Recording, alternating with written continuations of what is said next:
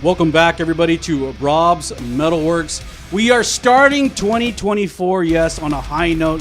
Brings me great pleasure to debut a band that I've been following for quite some time. Yes, the band from San Antonio and Austin. The Crown is finally here on the big program. Woo! Motherfucker! Yeah. Gentlemen, welcome to the show. Welcome. What's going on, boss? We're having a good time. I love the rapport and all the shit talking we're doing before the cameras are rolling. Remind me, what was that? What was that? And, you know, the little drinkies haven't heard us at all. But great to finally, guys, have you guys here. And as I was sharing before we started rolling, you know, for me, the beginning of any given year is really, really important because what we do tonight kind of sets the standard and the tone for what's going to happen for the rest of the year. And I was telling you, man, I wanted to not only get a band that's never been on Rob's before, but a band that really, for lack of a better term, has their shit together, man. And they fucking get what this business is about. And I use that word loosely because, you know, we all do music and support music because of our passions, but yet on the back end, we got to take care of business. Oh, yeah. When you said have our shit together, we're taking that very loosely, too. Oh, God. You know, Marc, I know that you're, you know, the leader of this band and the guy who started it all. And as I got prepared tonight, I was also a little taken aback by the fact that the Crown has been around for 10 years. Yeah, we've been around for 10 years. Lots of different avenues that we've taken to try to get to where we're at now. You know, touring, playing overseas, festivals, things like that. So it's been a ride for sure. 10 years, we've been busy. 10 years is a milestone. Yes, we released a t-shirt with everything to explain like all the things that we've done over those 10 years. Oh, really? Yeah, so it's on our website and everything, thecrownedone.com. Yeah. It was a lot of fun, just kind of reminiscing and thinking of like all the ups and a lot of the fucking downs in the music industry and everything that's fucked. But, you know, it's been quite some fucking time. That's, I guess, you know, and I can empathize. That's what makes the journey so precious. You know, that the fact that you've gone through changes, the ups and downs, the sacrifices, the risks you've taken, and yet I'm still here. I'm still here and I'm still going. And you know what? And we're stronger than ever. Yeah, you learn Despite from it all all. those mistakes. You learn, like being on the road, you know, being with this guy over here and these newbies who are just getting fresh to the road. It's a lot of fun, man. And you're about to take them out, and we're going to talk about that later. Yes, sir. So for those people, because, you know, we have viewers across the nation and around the world, share a little bit about the beginnings of The Crown. So The Crown started out in San Antonio, Texas at Bonds. That was our very first show, October 2013. Were you originally from San Antonio? Yeah, I'm originally from San Antonio. Oh, okay. I didn't know that. Yeah, I moved up to Austin in 2006 thinking, you know, that Austin is the music fucking capital of the world. Yeah. If I'm looking for musicians, I'm going to find them in Austin. And as soon as I moved up to Austin in 2006, the metal scene fucking exploded in San Antonio. Bands like Upon a Burning Body were formed. And look at that. Look where they're at now, you know, one of the biggest fucking metal bands out there. And so, you know, I had just moved to Austin. I was like looking at San Antonio from a distance 70 miles away. I was like, I'll just try to make it work here. And, you know, finding musicians, finding band members and stuff. I was an eager 18-year-old kid, 19. And I was, you know, I wanted to find the metal musicians in Austin. And I didn't find them. So now all these guys, they live here in San Antonio. Yeah. I can understand that. You know, the Austin music scene is robust. The metal scene is a part of that. And when you say the San Antonio music scene, the majority of that is metal. So yeah, I mean, it doesn't surprise me that you found what you were looking for here in our city. And for half of those 10 years, this man right here is being with you. Anthony, I've known you for quite some time. How did you first get involved with the Crown? Or how did you meet this dude? So I met the The Monarch. the bass player at the time. I met him at an after party, and me and him started talking one night, and I recognized him from Facebook, and I was like, "Oh, you're in the Crown," and he was like, "Yeah," and I talked to him about music. He was telling me about the Crown. He was like, "Oh, the Crown's looking for a guitarist." I was like, "Yeah, that's cool. I'm looking to start another project, join something new." Was that after? Because like I said, I've known you for a long time. And I know people in our scene know that you primarily kind of started your career with Jessica Kill, right? Yes. I mean, is that a fair statement to say? As far as original music, Yeah. yes. Yeah. I started with cover bands. So that was after you left Jessica Kill. Then that's when you had that conversation here. Yeah, after I left Jessica Kill, a few months later, joined Even in Death, which I'm still with to today. And then several years into Even in Death is when I met our old bass player. I guess I could pretty much say original bass player for the most part, maybe. No, it wasn't the original. No. I think Anyways, two bass players before him. Anyways, the longtime bass player. Met him at the party, got started talking. He said, "We're looking for a guitarist." I said, "I'm looking for another project." And then a few days later, he came to my house and he saw me play. And then that's when he was like, "All right, I'll introduce you to Marc." And then I met Marc at a bar, and we were just all chatting. What was I doing there? We to meet me. You say you went there. I was like, I like my water. Yeah, exactly. So that's why I met. So that was January of 2019 when I met with Johnny, the guy who was in the band at the time, and then February I met Marc, and then that's when I pretty much got recruited in. And then we went to Nice. Germany. And 6 months later, we Wow. went to Germany for the first Wow. time. All of us together, the first time. Yeah, I think that's very important because at least from some of the bands that I've seen who've really have kind of continued to evolve and develop their own sound. You always have the singer and the guitar player who are like at the heart of that. So I've always kind of felt that there has to be like that kind of duo, because as strong-willed and as talented as you are, Marc, you can't do everything alone. Nobody wants you to do it alone either. But when you have a dude like this guy, I mean, you can't go wrong. One more time, Rob. No, I was kidding. Yeah, exactly. Not gonna be able to fit through that door. And I've always respected Anthony's playing. I mean, he's a great player, and there's so many great players in the worldwide music scene. Like Joe Satriani and Steve Vai and all these guys. You can have great players. To me, though, personally, all the best guitar players are not only like guys who can, throw licks out, but also who are great songwriters, who can write a song, or can, be part of a collaboration and write great songs. And you guys, I think in now as we are in talking about the here and now, are writing great songs, and that's so important. So we're gonna talk more about that in a bit. Okay, I asked you this earlier. What happened to the white outfits?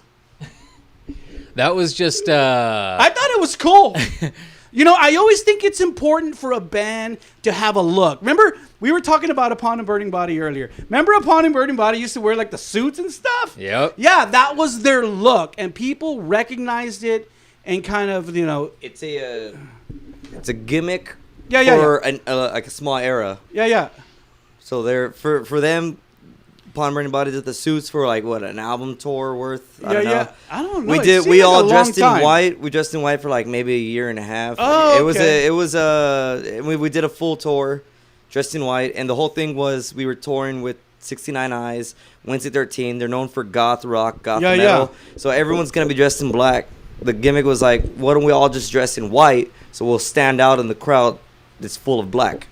Right. So that was our thing for doing the white. So we did a few shows dressed in white before that tour. Then we did the whole tour dressed in white. And I mean, in a way, it helps. People noticed us. They approach us because they remember it's the guy's full of white. Hey, Yeah, there's a dude in a fucking white tuxedo in there. You're not gonna miss him. you know what? This is just my opinion. I think you guys should pull that out like every once in a while. I think you just want to see Austin. Yeah, I all do. white. Well, I won't need a tuxedo for that, for my pasty ass. Yeah, he already looks like he's in a white tuxedo I want to already. see you guys pull out the white outfits every once It in a while. hurts my eyes just to look at him. So, I remember when Anthony and I first started discussing this interview, and I was like, what's going on? I knew that you guys had some new music. And then when he started telling me, Marc, because people know, Marc, that you're the drummer and singer, which is not common. And then Anthony said, yeah, Marc wants to get out from behind the kid. He's going to really be a front man. We're going to get a drummer. And we got Austin on bass, who I knew Austin from Exile. And then we got, Moses on guitar. And I knew about Moses. I don't know him, but until tonight. But I knew him because I had seen him in the Megadeth cover band. Go ahead. Mario? Did I say Moses? Mario. My bad, Mario. I thought you were kidding like the whole last 2 hours. I was like, he does look like a Moses, so I kept it going. I was like, Anyway. But I had seen him. I knew he was a good player. Mario, and he is super. Mario's all right. Guys, you're going to make me edit all this shit out. Mario. Jesus, Moses. Moses. You look like a Moses, bro. That's why I left it, kept it rolling. I know. I was like, all right, it was just Moses the whole night. You should have just rolled with it. Shit. Why'd you correct him, man? Fuck. Back to. Okay. So, so Anthony was telling me, this is a really great time, Rob, for you to catch up with us because not only is Marc coming up to the front, we got a new bass player in Austin, and I knew Austin from Exile. And then he says, we got a new guitar player, Mario from Metal Riser. And I remember seeing Mario in Rust in Peace, the Megadeth cover band. I knew he's a shredder. And I'm like, oh, man, so you got great shredder. Okay, that's all good. And so it's a time where there's some transition going on. So let's first talk about, Marc, your decision to move out from behind the kit. Why did you decide to do that? Actually, it was Anthony's idea. Anthony was like, I think you would make a better front man if you were to really engage with the audience. When you're drumming and singing, you're stuck to the seat. You can't get up. We tried our best to have the drums out in front of the stage. So when I look to the side, I'm looking right at the audience. So that helped. We set the drums in the back and I did vocals. There was no communication. There was no intimacy with the crowd. Right. So that was just not happening. I so agree. then Anthony was like, I think you should get to the front. Chime in. No, I never said it would make him a better front man. He's a great front man. On the drums, I said vocals. If he's in the front, I know he would be able to give 100% fully and not have to focus on also doing his musicianship because Marc is definitely a fucking showman on the drums. Right. He's a fucking beast on drums, but I want him to be a beast in the front on vocals as well and not have to worry about both. So my idea was I want to do at least a show, just have a drummer, just be front man for a night. For sure. And eventually he told me okay, if you could find a drummer, or we could find a drummer that's they could do our stuff. Yeah, I was like, that's less responsibility off my back, just do vocals only instead of drumming and vocals. Why not? And from what I've seen, through your videos and stuff, you're very charismatic and enthusiastic and into what you're doing. So I agree with Anthony. I feel that if you're up there dedicating yourself as a front man to the band, that you're going to make that much more of a connection. So I think that's a great move. Yeah. I think that's a great move, and I think the longer that you guys do it, that the better that you're going to become at it and more impactful that your shows are going to be. Yeah. So I'm I'm stoked about it. Yeah, I'm super curious. And I'm gonna see it soon on Feb 2nd. We'll talk about that in a bit. Let's talk about Austin and Mario's induction into the band too, because Austin is a heavy dude, man. He's a heavy dude. Yeah. And so did you guys know Austin, or did y'all were friends or what? So I've known Austin and Mario. I would say acquaintances for several years through the music scene or goth scene, and Mario used to play with a Megadeth tribute. Yep. And I would go check out some tribute band shows, and that's how I knew of Mario. And so when I saw that he posted he was no longer going to be with Metarizer, Crown was looking for another guitarist, I jumped on that. So here he is now. Here he is. And then about 4 or 5 months later, we needed a bass player. And so Mario was first. Mario was first. This was I think we got Mario April of last year, 2023. And then about 4 or 5 months later, me and Mario were at the bar drinking. We ran into Austin. I was chatting with Austin, and he was saying how he's no longer with his other band, his band, Exile. And I knew he's they're speed metal, and so I was like, hey, bro, well, if you're into, trying something different, a different kind of metal. Sure. Which is to go from speed metal to, metalcore, new metal, groovy metal. So I asked him about it. Took him to my car. I showed him some of our tracks. He said he digged them. I told him we had a tour coming up, which is the one we have coming up February next month. Told him about it, and he just said, you know what, I want to go out there. I just want to travel, and I want to tour, and I'm going to jam. And I think he digged the tracks, and I'm going to hand it to him. So what's it been like, Austin, jamming with these dudes? Because, again, as I noted earlier, I knew you when you were in Exile. I interviewed you before, and, I know what a fucking heavy, brutal fucking guy you are. Any guy that can fucking imitate and mimic Paul Bailoff, then that's a motherfucker who has my respect. So I appreciate I love you, man. So what's what's it been like working with these guys? It's been a great time. I joined October last year, 2023, and it just I get along with everyone real great. Every show has been a real blast. Remember when I saw you at the Danzig show? That's right. Were you already with the band at that time? As a matter of fact, the night after that show, I met Anthony, and he talked to me about it. Because I was about to say, I saw you at the Danzig show, and you didn't say shit to me about anything. That's because that and night. I was like, if you had already been working with him and didn't tell me, I was gonna be upset. That night, 3 hours after you saw me, I was at the mix, and that's where him and Mario were together, and he proposed. I remember seeing you at the Danzig show, man. So, but it's just been a great time. I get along with everyone. It's just great. I can't really ask for more. So I'm glad that you have been able. One of the things too that good musicians is that they're dynamic people, and they're able to adjust and play various types of music.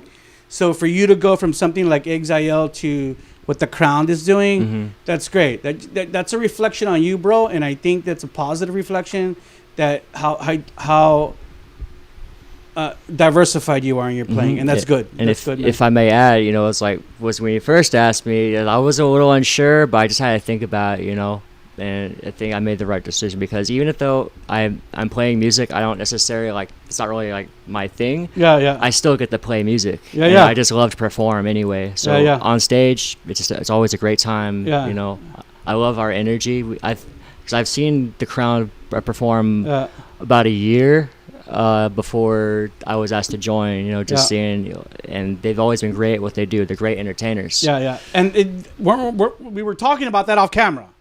Right, we were talking about that off camera. It's like it's not good enough that you can play the licks. You got to perform. Absolutely. And even when you were in Exile, you were like, you're crazy. So I know you're a performer. I belong on stage. Yeah, you belong on stage, and you can perform. So that's great, man. And you fucking get it. Absolutely. You fucking get it. So Moses, Mario. I said your that in turn. jest. Mario, what's it been like? You know, it's kind of weird. I always kind of think to myself, like, if I was a lead shredder in a band and then another shredder came into our band, I don't know how I'd feel about that. Like, is there any did you and Anthony already have like a good rapport, friendship or anything? As far as Anthony goes, I mean, I'm not sure about Anthony, but with me personally, like, I try not to be in competition with any lead players. I guess from my experience and seeing a lot of musicians, like, if you're in competition with your own like band member, that's not good. Nothing's good gonna come out of it. So the best you can do is just work with the musicians that you have. And that honestly, that expresses a lot of like musicianship and talent as well, and you know, just showing that you're a really humble musician, especially experience as well. Like, you know, you gotta have played with a lot of other guitarists to realize, like, hey, like, there's no competition. It's all you know, it's all just we're trying. And what we have a goal. Like, what I would say to both of you is, you know, learn from each other. Too. That's learn from each other. Learn from each other. You know, learn things that Anthony does, and Anthony learn things that he does. As far as that subject, competition, or like, fuck no, dude, no. I knew Mario was a shredder, and I wanted it. I was like, hell yes, because Mario is a legit shredder. You can do the arpeggios like a motherfucker, dude. And me, I as far as me writing solos, I prefer to write tasteful solos compared to shredding and arpeggios and stuff. I agree. I want people to be able to hum my solos back. Mario being a shredder there, hell yeah. I'm like, dude, take fucking half of these goddamn solos. Songs that I used to do leads on, I told him, dude, do leads on these. The tour we got coming up, made sure, I'm like, dude, do the leads on these, and I'll do leads on those. Split them. It's literally half. I agree. You know, I love solo players who have a lot of vibe and feeling in their solos. They don't always have to be shredding. So and even though you can shred, doesn't mean you have to shred. You know, it's all about the song, right? Shredder doesn't make a songwriter. I agree. Tasteful. I agree. So we are slowly moving through this interview, and now for the people who have never heard your music, and Anthony kind of alluded to this earlier. When people ask you, what are you delivering musically, what do you say? What do you mean, like, what what's do you our like style? to say? That what's your sound? I usually just say melodic metalcore, because I can't really say it's all metalcore. Because Marc, his writing, it is groovy, because that's his style. And so big Pantera fan, so I write that groove metal shit. So a new track that we have that's unreleased right now, it is groovy, and Set You Free. Set You Free is a new track we have. It's got a special guest on it. You guys already announced that song, right? It, so I guess so. Yeah, we already announced it. You already announced that song. Eddie Hermida of Suicide Silence. And he did the vocals on the track. Hold on, we're not there yet. Oh, my bad. It's okay.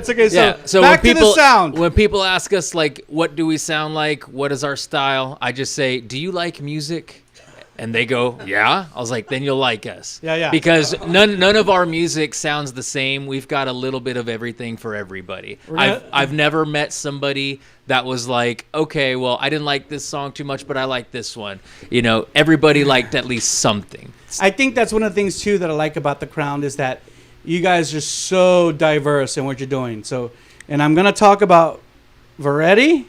Yeah. In a little bit. It took me a little bit to get in tune with that track. I remember when I first heard, I was like, okay, I'll come back to it. And then I did come back to it. And then I was like, oh, yeah, I get it now. Yeah.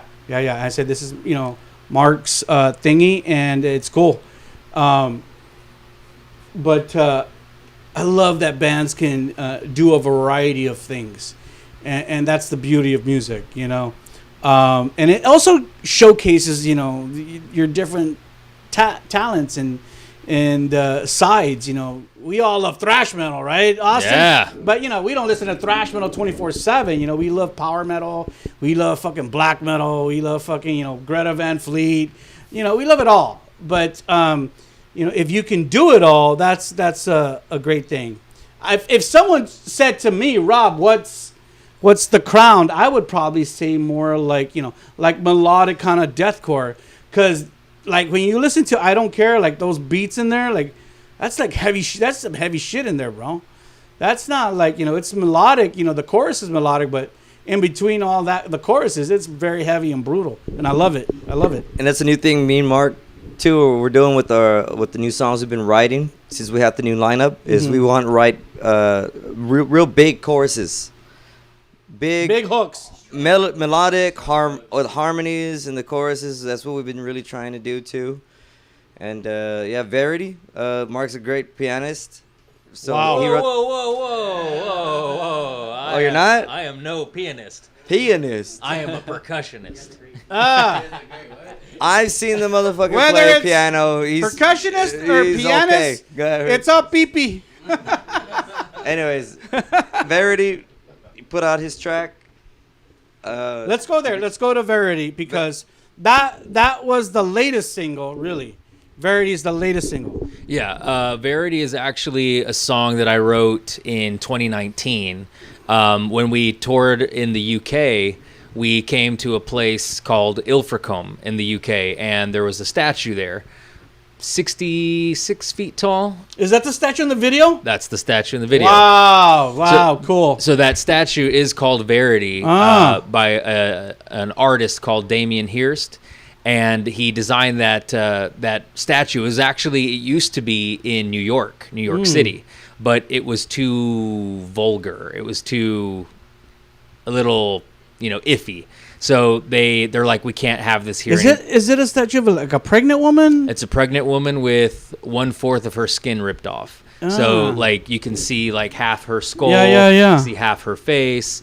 Yeah. And you can see the fetus, because her stomach is ripped off too. You can see like the fetus in there. It's very graphic, but it's beautiful. I fell in love with it, and that's why I wrote the song. In 2019. I wanted to release it a long time ago, but I guess the timing wasn't right. The what? Full band version. We also wrote. Oh, really? So we wrote a metal, a metal version of it as well. Around will that come out later? We're working on that. Yeah. Oh, yeah. Cool. Yeah. So it sprouted a lot of cool ideas. It's like a very melancholy version of the song. Yeah. So and you're very vocal oriented.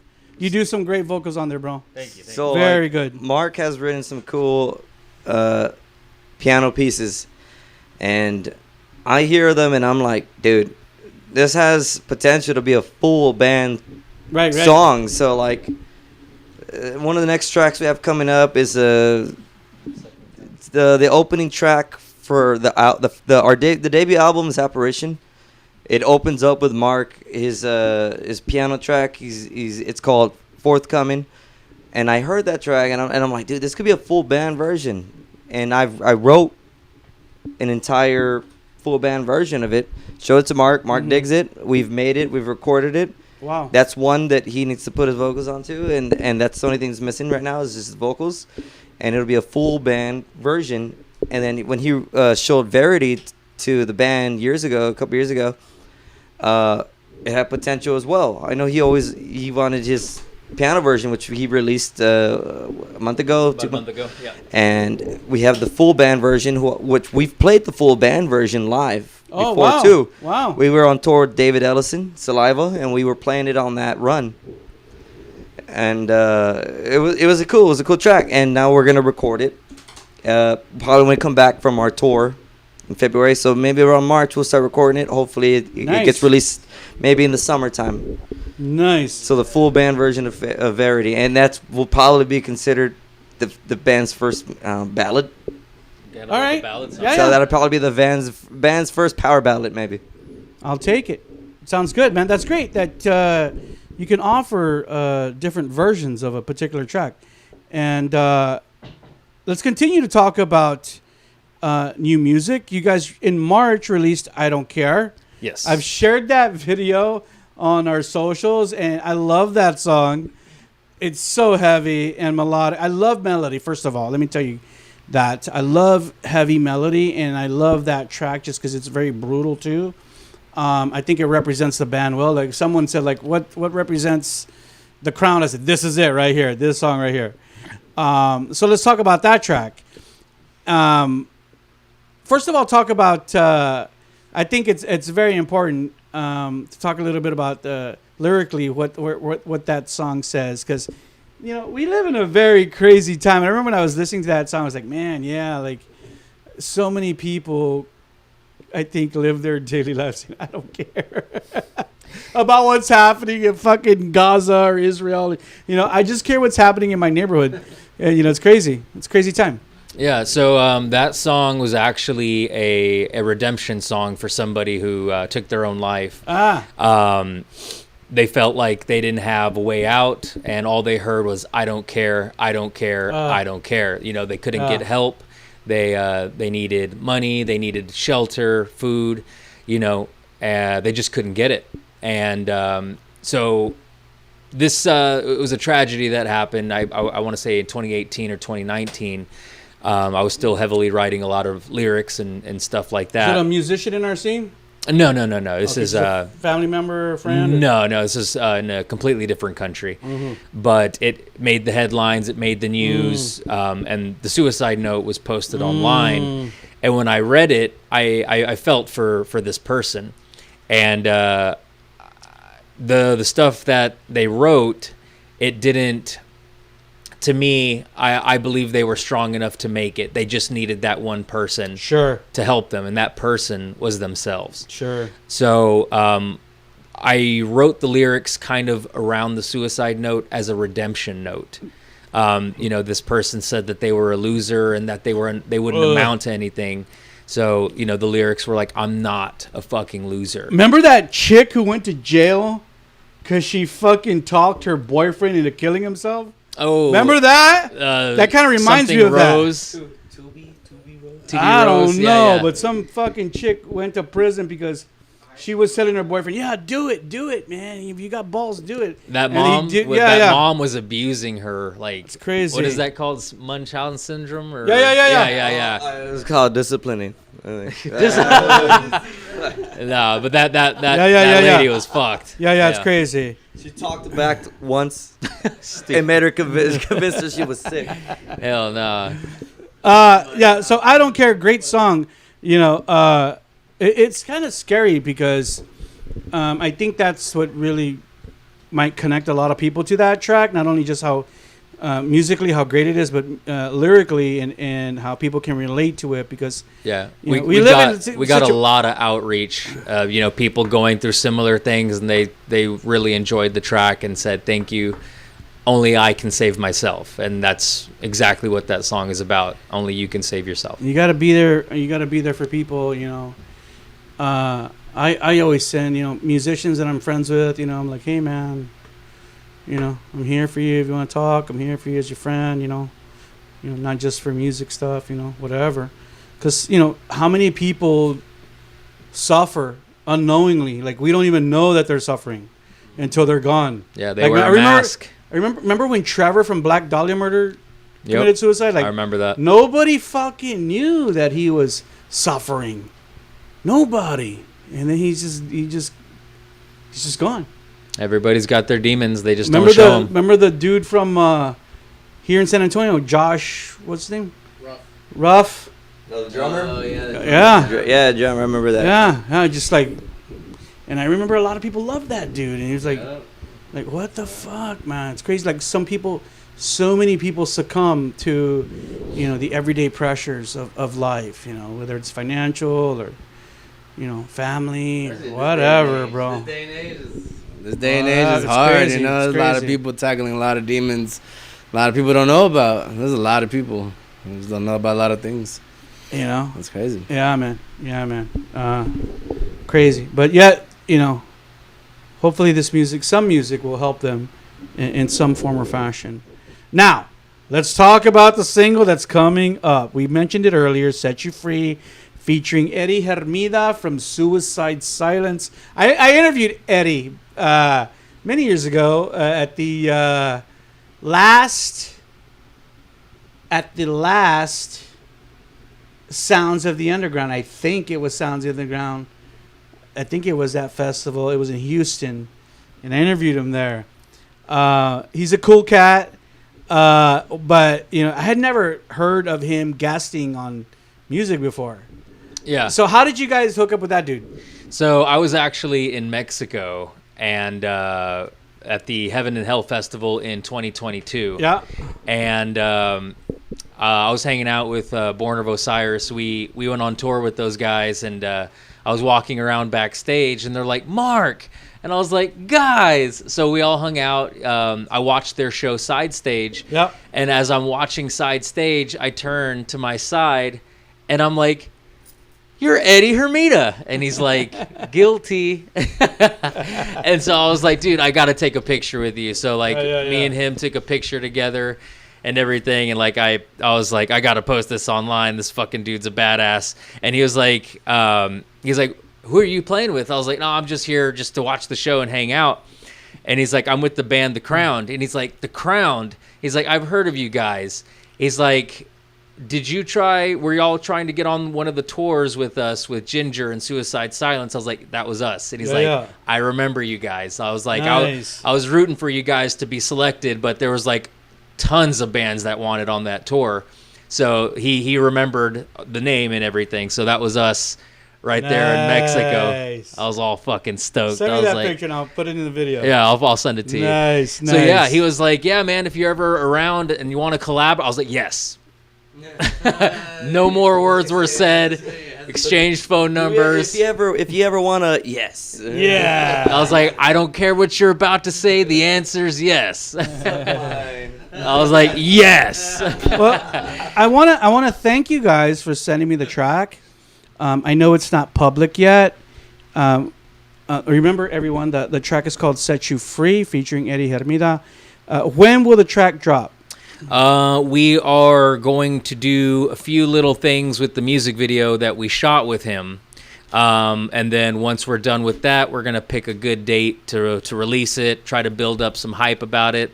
I mean, Eddie's in it, so there's plenty of hype already. Are you thinking like the summertime? I mean, maybe spring, summertime, somewhere around there. Yeah. Okay, yeah.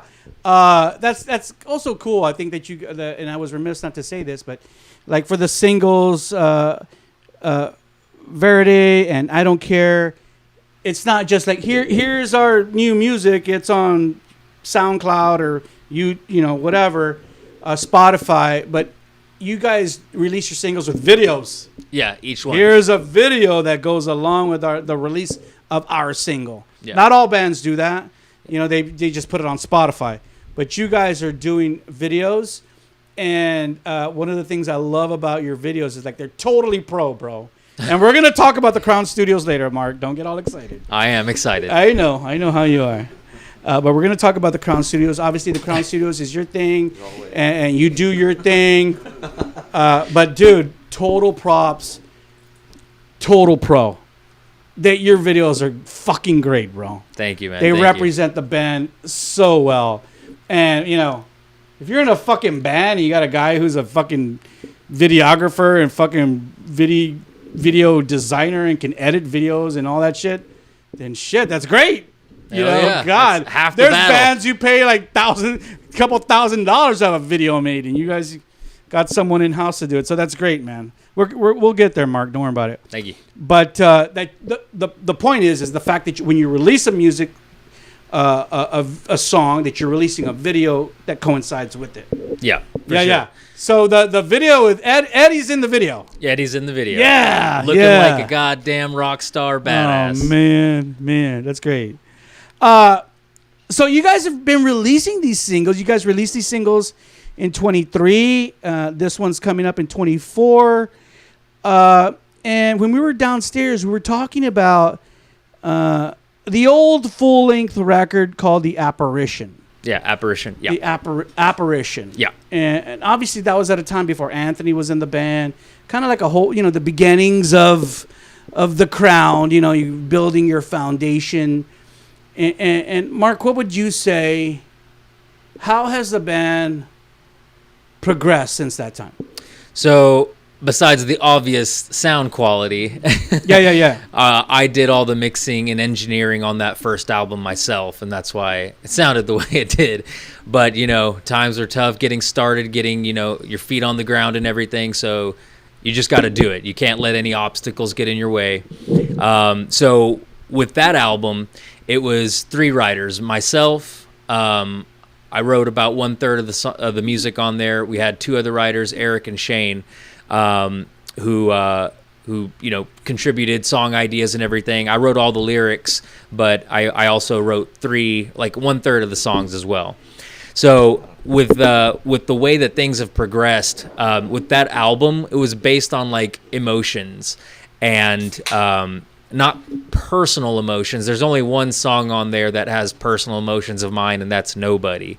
But all the rest of them are kind of like almost like feeding on misery of others, because I consider myself very lucky that I've had a good life, and the people surrounded by me have also had a good life and no hardships. But I look around further than that, and I see people going through so much shit, and you know, I put myself in their shoes, and it's horrific. And I use those emotions to write the lyrics, write the music. And now the music writing isn't about, you know, those emotions anymore. It's about helping others. And like, you know, Set You Free is about a girl who was in a really abusive relationship and her overcoming and getting out of it. And I played a role getting that woman out of that relationship, and it's one of my favorite stories. Wow. That, you know, she's now living a life happy and, you know, toxic free, no toxicity, nothing like that. It's just happiness, and that's what my mom told me, to live the life in happiness. Yeah. And you know, it's so relevant that you say that, because I think a lot of people, when they're listening to music, they want to hear music that I can relate to what's being said in this song, and how this song, you know, kind of helps set me free in some regards, you know. There you go. Yeah, and gives people hope that they can free themselves from bad situations, man. Wow, that's deep. That's deep, bro. Yeah. And I think that's what makes the Crown so cool. Because you're really putting yourself out there. You know, we're not talking about, you know, Dungeons and Dragons and shit. We're talking about, you know, real shit, real life stuff. Yeah. You know, that we all go through, you know, every day in our lives. And some people more than others. Some people more than others. Let's take a 5-minute break. 5-minute break. I need a shot. And okay, guys, let's talk about what you guys do live, because I think that's one of the things that has made the Crown so well known and successful, that you guys are like fucking out there. You know, I know bands and good bands too, that they don't want to get out of San Antonio. They just want to conquer San Antonio and kind of be content with that. And I've kind of always told bands like, look, man, San Antonio's great. This is our hometown.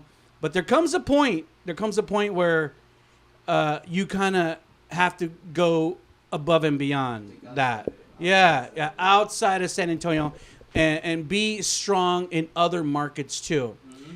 You guys do everything in Texas. But it's not about that. I mean, a lot of it we're not just about that. A lot of it boils down to is just the region, you know, because Texas is we're so isolated from each other. Like if a band from, let's say, let's use San Antonio as an example. If they wanted to hit the road and take like a regional tour, they would still be within Texas. Compared to a band like from the East Coast, you know, you could, if you're like a New York band, you could hit up Boston, you could hit up all of Texas Philly, takes up the whole East Coast. Yeah. That's what I'm saying. You know, you could hit, isolated for that. You can go state to state. You could go on a East Coast tour in the same length of time you could do like just a Texas tour, just because you know, we're like our own little world. Yeah. So a lot of it just boils down to region. It's really hard for Texas bands to break out the way like East Coast band or a West Coast band can. When you think of Texas, what would you say are your best markets? Definitely San Antonio. We've got a good following in Houston. Yeah. And Dallas. Dallas is pretty good too. Really? But yeah, like one thing that really stands out about our performance though is the constant reminder of who we are. One of my phrases that I say online or on stage is that after I introduce us, I get the audience involved. I go, "Who are we?" And they say, "The Crown." And I say, "And where are we from?" Texas. They don't forget that. I'll stop the show I'll even start a song and stop everybody right in the middle of the song and just fucking And say, do that "Who the little- fuck are we?" And they go, "The Crown." "And where are we from?" Yeah, Texas. yeah. So it's always, we've always got that pull right there. Germany and Colombia. All the people from both those different regions, all of them said Texas. Germany, remember that? Yeah. And Colombia. Wow. None of it in Colombia, I'd say fucking 98% of the people did not know English. In Colombia, Texas, they still said it. Wow. Yeah, and that's Everybody knows Texas around the goddamn globe. Yeah, Wow. and that's one thing that I always do every show is I make sure they know our name, they know where we're from, and they know our catchphrase, "Nobody fucks you like I fuck you." Wow. I don't think I've ever told my chick that. It can be a good thing or I might a be bad afraid thing. to tell her that. She's gonna hold me to a certain expectation. Wow. Didn't you guys do Europe in 2022? No, COVID was still out and that about, kind of so they canceled killed the whole that. festival and Okay. the other markets that we were gonna hit. But the South America thing was on.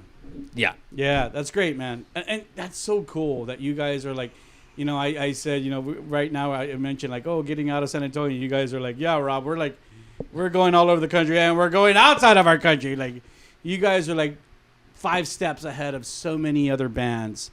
And that's great that you have the network.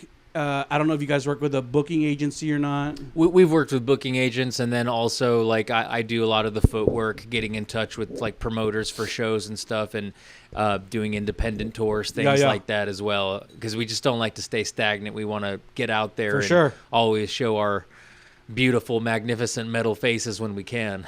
Every show that you play outside of our city and state, you're making a new fan. Every time. Every fucking time, no matter if it's 5, 10, a dozen, fucking 100, every fucking time. And you guys get that. So if you would say, what are some of your favorite fests or places to play? We've always had fun in California. Yeah. Because California knows how to party. Yeah. And You're going, Austin. Shit, I mean, when we played in Germany, people were moving. And not only are they moving to the music, they're buying the merch. People were buying the merch before they even saw it. After we What's played, the we money got in done Germany? playing. Euros. Deutschmark? Euros. Euros. They all use euros. People. How much is the Crown T-shirt in euros?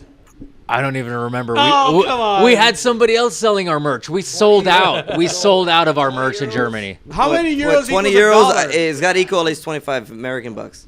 Yeah, so it's like So your shirts were $100? no.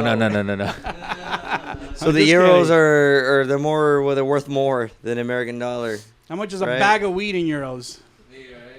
They No- don't even no sell idea. weed, dude. They don't even sell weed in Germany. They sell like fucking hash. None Like of hash, us right, did Rick? drugs in Germany. I'll gladly say that.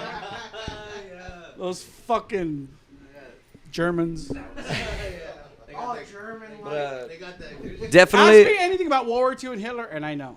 I've watched those documentaries 100 times. As far as favorite crowds, out of this country, I think was amazing crowds. They were out of the country. They don't need to know. Oh, do we know them or not? It doesn't even matter if you were even fucking heavy. We're gonna move. Yeah. That's They're the there crowds every time. outside of You know- this country. Go ahead. So I wasn't with these guys when they went to Germany, but I can just based on I can judge like they're just so excited to have entertainment from overseas that they'll just it's time to go, you know. And they're like, oh, look at this Mexican man, he's so hot. Oh, and I would proudly say that when we played in Germany at this festival, we were the only Hispanics. We're not only the only Americans. We were not just the only American band at this German festival we played. We were all Hispanics, and it was very proud. Tell me about all the German chicks Very that fucking bang proud. you when Andrea's not around. The Okay? German chicks, I couldn't understand them. They were hairy. No, I don't think so. They shave. They shave. Oh, okay. Yeah. You're thinking of France. I don't know. Hey, I don't give a shit if they have hair or not. I'll hook up with a fucking German European chicks, chick. they tried their best to speak some English. Like I think like almost 50% of them actually speak English because they're taught Yeah, of English course. in Of elementary. course. It was very impressive how many Germans could speak. Yeah. You go to South America, Nada. you're gonna 5% could speak. Oh, college kids are the ones that could speak English. Wow. Hey. Well, it's so cool that you guys have already experienced those things. There's so many bands that I know that wish they could have experienced things like that and aspire to experience things like that. Let's talk about what's going to be happening upcoming next month in February. You guys are going to go on a kind of an extensive month-long tour starting in Tacoma. You're going to kind of do kind of like a West Coast tour. Yep. What can fans expect from your run on the West Coast and kind of ending out in the Midwest? So we're gonna play a couple new songs on the tour. Will you guys be playing "Set You Free"? Yes, we will. All right. Andale. And who's gonna be doing like Eddie's vocals? Can you do both? I do both. Yeah. Nice. Okay. Originally, I wrote the song. Like I had the song completely written before Eddie, hit me up. For sure. And or I hit Eddie up. Let me say Yeah. I'm not that cool. But yeah, Eddie doesn't reach out to me. I reach out to him. Yeah, of course. Yeah, so I had that song already completely written, and I was like, I think your vocals would be fucking killer on this track. I sent it to him. He loved it. He's like, send me the instrumental, and I'll record them right away. Right. And boom, it was done. Done. Yeah. Done. That's so great, yeah, man. we'll be playing that one on tour. We've got a few little extra surprises since it's winter time. We're not going to give that out now, but hopefully there'll be some good video of what's about to happen in the audience. Do you guys do any covers? We do one cover, yes. Which one? if I may ask. Here, I'll let you take this. They've been doing Typo Negative's "I Don't Want to Be Me," and they were gracious enough to allow me to spend some time on the mic to do it. So nice. Oh yeah. Nice. Fucking Austin hasn't talked you into doing a Venom cover. Don't give me any ideas. He's been pushing. I know. For sure. Fucking. It's funny because like a year ago we were playing a show, and then the Amp Room. We were playing at the Amp Room. I don't know, 2022 maybe, and he remembers it to the date. I guess July 2022. We were playing a show. We were doing our cover song, "I Don't Want to Be Me," and he was standing, I think, in front of me. I don't know if he just kind of came up on stage. I think started singing the song because it's Typo and he loves Peter Steele. Who doesn't? But came up. He started singing the song. I remember that. And then now here we are a few years later, and we still do the cover song because people like it, and we don't do it exactly as the band did it. And you shouldn't. So we add our own twist. Yeah. You know, Do it your band's put breakdowns. way, I made my own solo. Yeah. But we did our own thing. So we're still doing it on the set. Yeah, it's still on the set. Yeah. So and he was the vocalist for his previous band Exile. So it's like he deserves. He needs mic time. Yeah. And he does have pipes. Yeah. So it's like, all right. And maybe down the road, I could do more vocals for these guys. I said you need to. Yeah, I mean, there we go. We could be like the Beatles of metalcore. I'll be George. Do it when it's right and appropriate. Don't do it just for the sake of doing it. Okay, doing it when it's right and appropriate. Now, Anthony just mentioned the amp room, and you guys got a show there on Feb 2nd, and this interview will air before that time. I'm going to be there at the amp room to shoot your show. And you guys have Ritual Complex kind of direct support. It is the send-off show for the tour. Yes, it is. Yeah. That's the day before we start heading out on the road. Man. So we'll knock that one show out, get all the nuts and bolts tightened on the bus. San Antonio to Tacoma. Yeah, that's 30 hours. 30 fucking hours. Dude, I can barely drive from here to El Paso. I go crazy. Like, I want to kill myself. Well, we've got a nice little tour bus, so we can all fit comfortably in there. Just the drive to Houston sucks sometimes, bro. Dude. In Houston. Yeah, driving in Houston fucking yeah, sucks. I know. It's like it's like where do you live? Stone Oak? Oh, fuck. Well, I'll be out there for the Feb 2nd show, so all you people out there, go ahead and check out the flyer. Be sure to come out to the amp room to support the Crown as they head off on their West Coast tour. Come on out, party with us. I'm going to be there. The band will be there.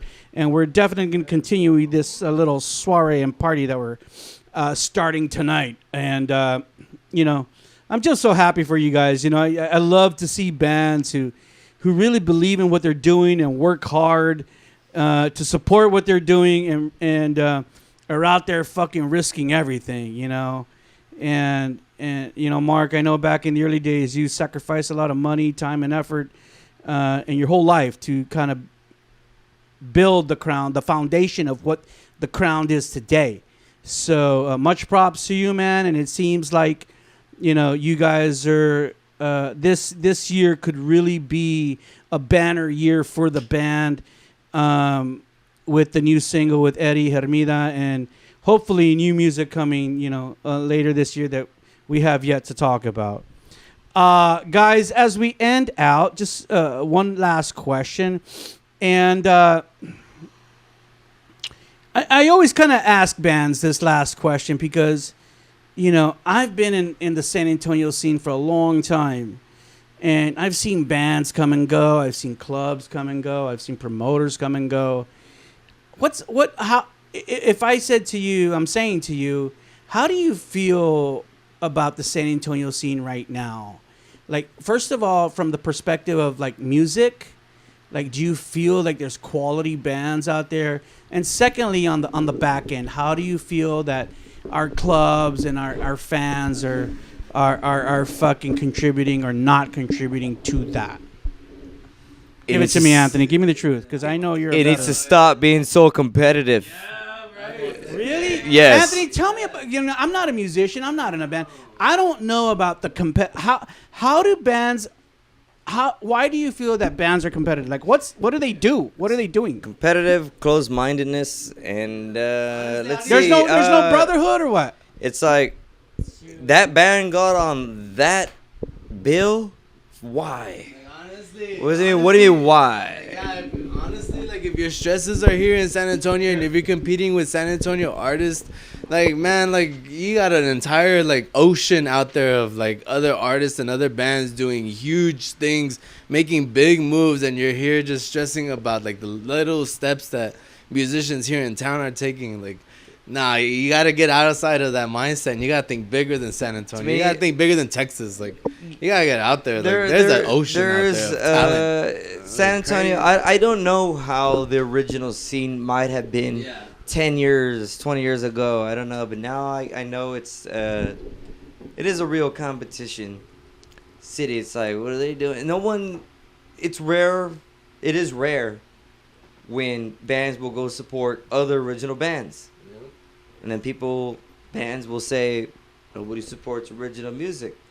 They support tribute bands and cover bands. What do the venues pay? Tribute bands and cover bands. Why do people make tribute bands and cover bands? To get paid. And what do people go to see? Tribute bands and cover bands. So people make more tribute bands and they make more cover bands. The and supply the venues and pay demand. that. And no one pays cover original bands. Because no one's going to see you guys no more. I think original bands aren't supporting original bands. I definitely think it's a full fucking cycle, and it's a difficult question. What San Antonio has turned into. This is a city that we all play in. We all started in. I love this city. That's exactly what it is.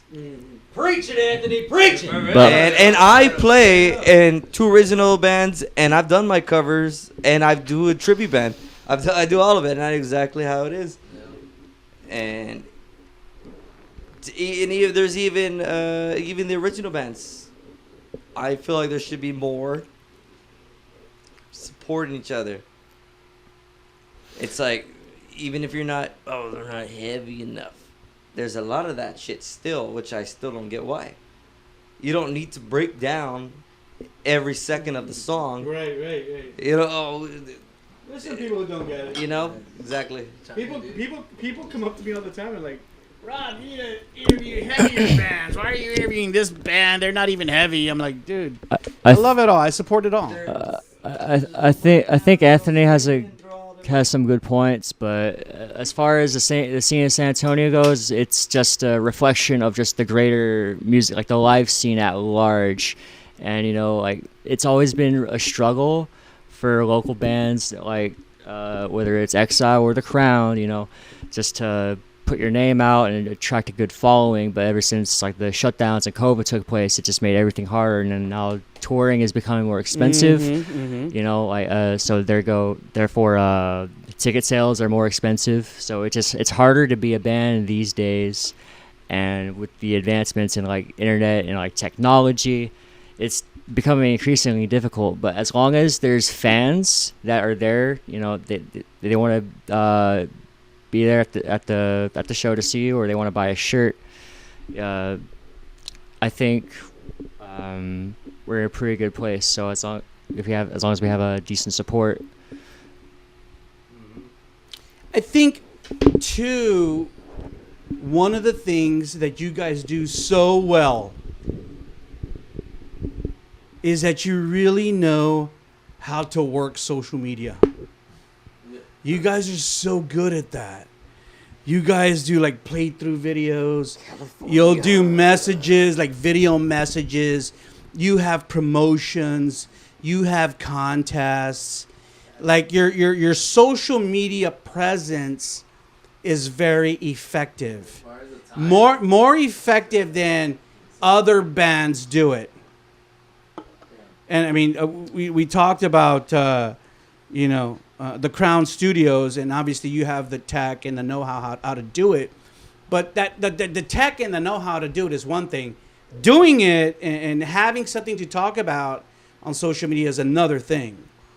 Those are 2 different things, right? Yeah, it's definitely tough. Yeah, you gotta always be thinking about it. You guys do that so well. Well, when we've got Anthony and Austin and Mario's beautiful faces, exactly. I mean, you can't go wrong. Yeah. You just post the fucking picture of them guys, and then the fucking panties and the jock straps go flying. Like Anthony with his offset. Mark could have spoken any language right now, and he decided to speak facts. These are facts. And I think because of the social media presence, you guys have built a really strong fan base. You guys have your fan base. Yes, we do. All over the U.S., you have overseas. Your fan base. Yeah. It's not like you guys are a band and like you do a show and you're like, okay, let's hope people come out. That's not you guys. No. And I realized that right away. And that's because, you have in this day and age, you have to remember, guys, like Austin was saying, or Anthony was saying, back in the day, bands just had to play and go do a brutal show. Now you got to go out and do a brutal show and do social media, post on social media every day or every other day, and have a presence on social media. And some bands are not savvy in doing that. They don't have charismatic, articulate people who can communicate to the public in that manner. Yeah, you got to be able to speak to the audience. You got to be able to like keep their attention. Everybody's attention span nowadays, like you only get 3 seconds to hone them in. And if you don't do it in that time frame, you've lost them forever online. So yeah, so you got to make sure you're on the game, on the ball with that. Well, I'm here to tell you that you guys are doing it good. And I would say one thing to that too is open-mindedness is a very huge thing, I think. So when people put on shows and stuff, it's like not every band has to be slamming. You know what I mean? I mean, I've seen a lot of good shows go on. It's just every band comes out slamming, and they almost all sound the same. Yeah. Yep. Diversity that you need. You need diversity in your sound and your people as well that help you play. Like, if you don't have that, you're gonna be stuck with angry musicians or just bland music. Like, And there's some bands like we just do deathcore, and that's all we do. And that's all we're ever gonna do. And there's nothing wrong with it, but then at the same time, still keep an open mind. You could add other bands to your shows. Sure. You could add, Sure. Because we all like all kinds of shit.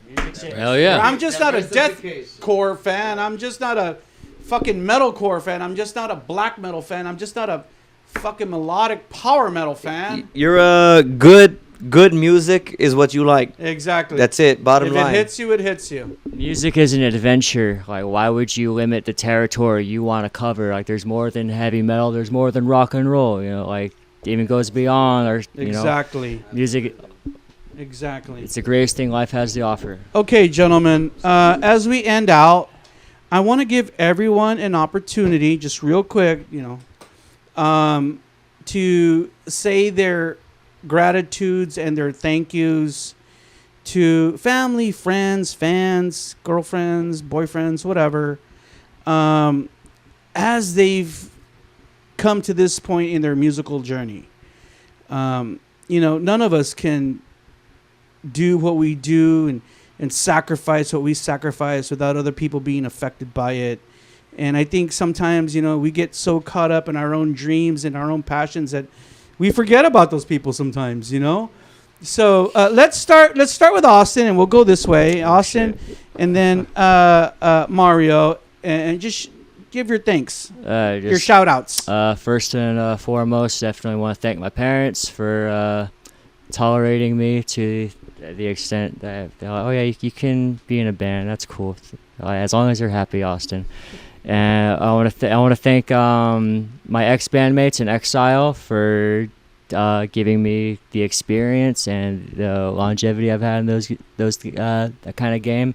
Dude, when I heard you left exile, I was like fucking freaked out. I was very depressed. I never thought that I would see that happen, but continue. It was a dark time for sure, but thank my bandmates for being so nice to me and just showing me a good time. And oh yes, I'm gonna say this. Marc is the leader of this band, and just from being around you guys tonight, I can see that Marc fucking gets it. As the leader, your job is not only to provide direction, but your job is also to provide cohesiveness, to make this a brotherhood, to make this a team, to make others feel like they are contributing so that we are a unit.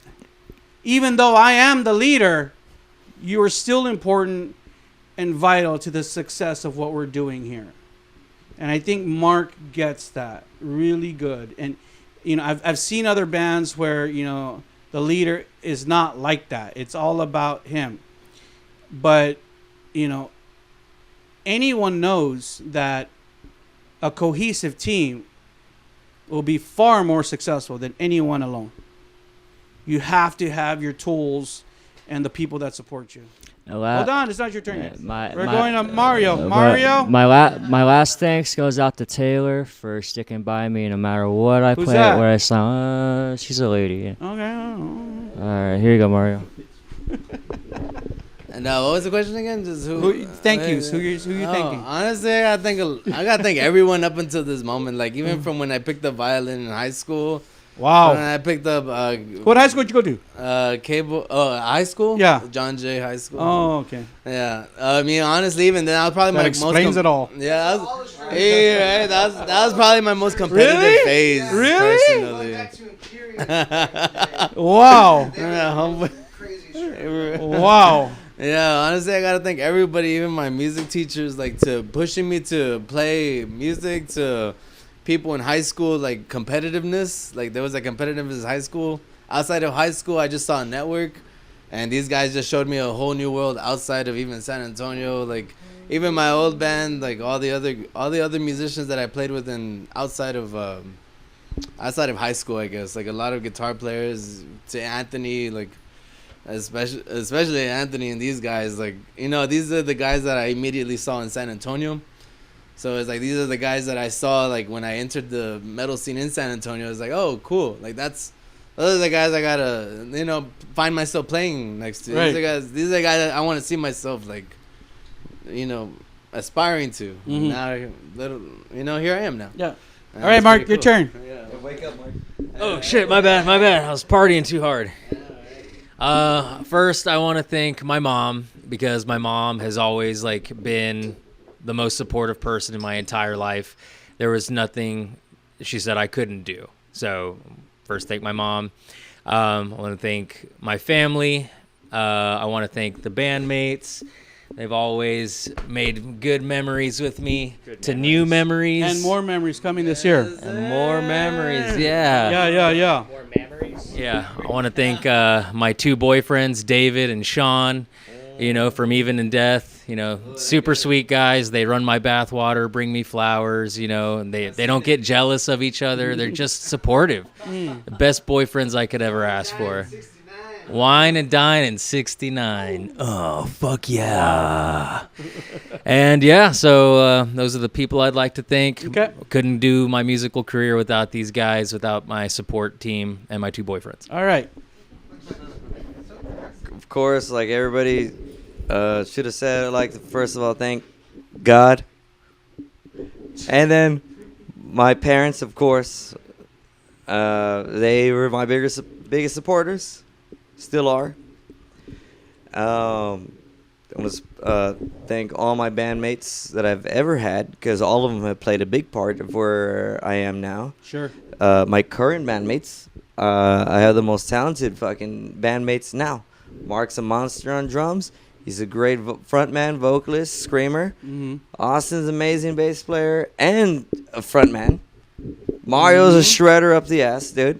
Mm-hmm. So yeah, I'm lucky for that. Grateful for these guys. I want to thank, or I'm thankful for my beautiful girlfriend Victoria. We've had many, I don't know, dozens of crown practices at her household.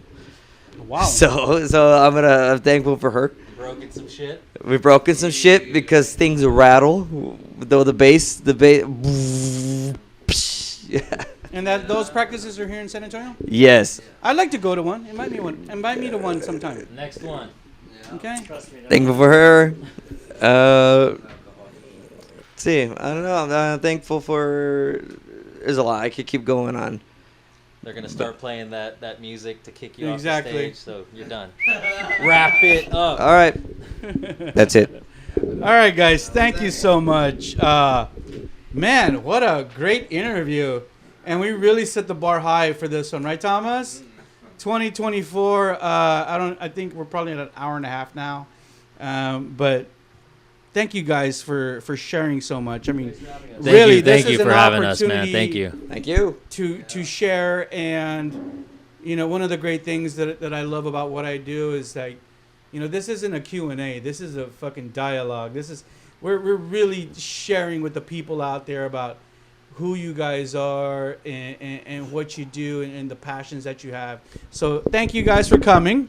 I appreciate you guys coming over. Thank you for having us, man. Drinking all my booze. I drank all your water. Drinking all my booze. One last thing I gotta say, Rob, you're a fucking icon in this music scene. Thank you. And I've known about you even before I started playing guitar. Wow. In 2009. Wow. I started playing guitar 2009. I already knew about you because my other family members who played music, I've heard your name before. I've heard Rob's MetalWorks. You're an icon. Thank you for giving, you know, the metal community and the music scene. Thank you for reviving it and keeping it alive. For also being around to go to, support in these shows. Yeah. So that's awesome that you still do that. That you do that, and you know you've always done it. You go to local bands, not just the big guys touring around. Yeah. You go to the little guys like Wow. us, like everybody else here in San Antonio. So thank you, and I'm thankful for you too. Thank you so much. I appreciate that. You know, I'll be frank. I swear to God, like on any given day or week, the music I listen to is probably 75% local music, and then 25% national music. I listen to Danella. I listen to Left 4 Dead. I listen to fucking you guys. Marble Orchard. I listen to everybody. Yeah, Marble Orchard. You know those? Did you hear me? Did you see me post about them? Mike's a good buddy. Yeah, Mike Alcala, right? He'll be on here soon enough. Oh, yeah. We're already working on it. But yeah, I mean, so much great music in our city. I mean, and that's really what has kept me driven all these years is that, you know, the cloth of San Antonio metal is so robust. It just never stops. It just never stops. And I'm so grateful for that. And I'm so grateful that you guys are a part of that and that you guys, you know, admire what we do so much that you come here on your Saturday night. Anthony has to go to a show in a little bit. He's like, Rob, I'm still going over, and we're going to do this fucking interview because this interview will live in the annals of San Antonio metal for fucking ever, bro. Forever. Once I put it online, long after I am gone. Our kids, the future generations of San Antonio metal will see this and say, like, yeah, man, this band was awesome. And I know all about them. What a beautiful thing. Hell right? yeah. What a beautiful thing. It's all thanks to you, dude. Thank you so much, guys. I appreciate it. What a good night. What a good night. We're not done yet. I think we're smoking weed. I don't know. Yeah, that's right. Maybe. I don't know. Thank you, guys. Remember, everyone out there, all of San Antonio, all our fans around the world, the band is called The Crown from right here in San Antonio. Man, go out there right now. Look up their music on Spotify, on any music outlet. Check out their singles, and you will become a fan as well. You saw the band only right here on Rob's. Woo!